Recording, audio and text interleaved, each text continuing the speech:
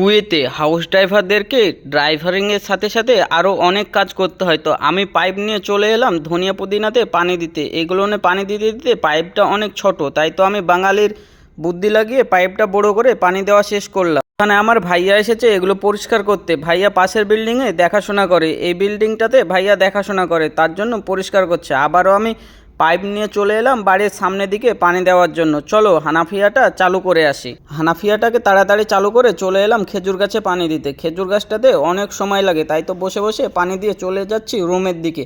আজকে বানাবো কুয়েতিদের প্রাণপ্রিয় খাবার খ্যাপসা। বরফের মতো জমে থাকা মাটনটাকে আমি এখন ভেজাতে দিব পানিতে, নয়তো অনেক শক্ত হয়ে আছে, কাউকে যদি মাথায় মারা যায় এমনি মরে যাবে।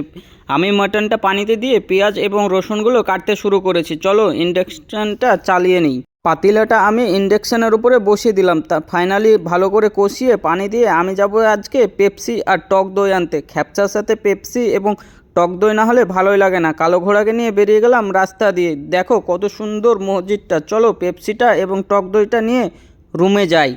ফাইনালি আমি রুমে চলে এসেছি। চলো খ্যাপসাটা দেখি কতটা সুন্দর হয়েছে। ও দেখতে খুব সুন্দর হয়েছে, খেতে কেমন লাগবে জানি না, খেয়ে দেখি কতটা সুন্দর হয়েছে। ওয়াও, অনেক সুন্দর হয়েছে। তো বন্ধুরা আজকের ভ্লগ এখানে শেষ। Please like comment subscribe.